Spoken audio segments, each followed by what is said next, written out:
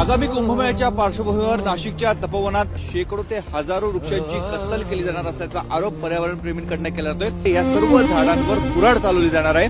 तपोवनातील 54 acre जागेवरती वृक्षतोड करण्यासंदर्भात महापालिकेनं झाडांवरती फुल्या मारल्या।